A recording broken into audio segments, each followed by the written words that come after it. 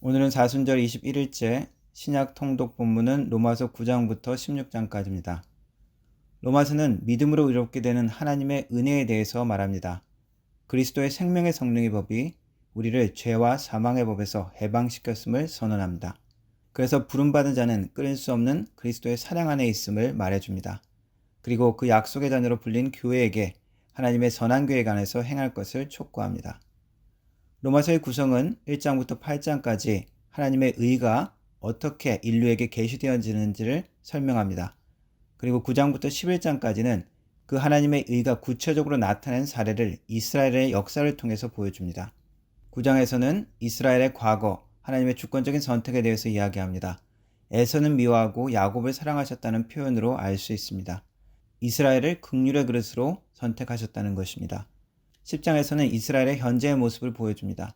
그러한 하나님의 선택에도 불구하고 하나님이 보내신 예수님을 깨닫지 못하고 받아들이지 못하는 이스라엘의 모습입니다. 11장에는 이스라엘에 대한 미래입니다. 그렇다면 하나님이 자기 백성을 버리시는가? 그렇지 않다라고 설명하는 것입니다. 이스라엘에게 남은 자를 두시고 결국 이방인과 함께 이스라엘을 회복시킨다는 말씀을 하고 있습니다. 나뭇가지가 접붙임을 받는 것 같은 이방인의 구원처럼 원가지인 이스라엘도 당연히 하나님께서 부르시며 사랑하신다는 말입니다. 12장부터 16장까지는 구원의 은혜로 부름받은 삶에 대해서 말하고 있습니다. 바로 그리스도인의 실천적 삶, 의무와 자유에 대해서 이야기하고 있습니다. 구체적으로 12장에서는 변화받은 새로운 삶에 대한 권고가 있습니다. 서로 사랑하고 섬기고 선으로 악을 이기라고 말합니다. 13장에서는 세상 권세에 대한 자세를 가르칩니다. 거스리는 자가 아니라 세상에 기여하는 자가 되라고 이야기합니다. 세상에 대한 의무, 세금도 내고 세상의 법도 존중하라는 이야기가 있습니다. 그리고 사랑이 곧 율법의 완성인 것을 가르치고 있습니다. 14장에서는 비판하지 말라고 이야기합니다. 음식이나 절기 같은 문화와 관습의 문제로 차별하지 말라고 이야기하는 것입니다. 하나님의 나라의 핵심이 그런 것이 아니기 때문입니다. 15장에서는 선을 이루고 덕을 세우라고 권고합니다. 공동체 안에 연약한 자의 약점을 담당하라고 이야기하고 있고 구원받은 자는 서로를 기쁘게 하기 위해서 섬기기 위해서 부르셨다고 말씀합니다.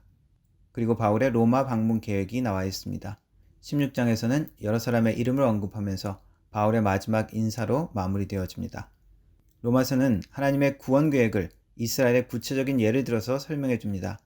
이스라엘의 불순종의 역사에도 불구하고 이스라엘에 남겨둔 자를 두시고 다시 부르시는 하나님의 사랑과 열심을 볼 수 있습니다. 또한 하나님께서 이루시는 구원은 한 사람 개인의 삶으로 끝나는 것이 아니라 함께 부르신 공동체의 삶 가운데 사랑하고 섬기는 자로 부르셨음을 가르쳐줍니다. 유대인과 이방인이 함께 있었던 로마 교회는 외부의 핍박과 함께 내부의 갈등과 차별의 문제가 있었습니다. 바울은 이런 로마 교회를 향해서 서로 판단하고 정죄하기보다 모두를 함께 새로운 하나님의 백성으로 부르신 것을 깨달으라고 말하는 것입니다. 이 말씀은 지금 우리에게 주시는 하나님의 말씀이기도 합니다.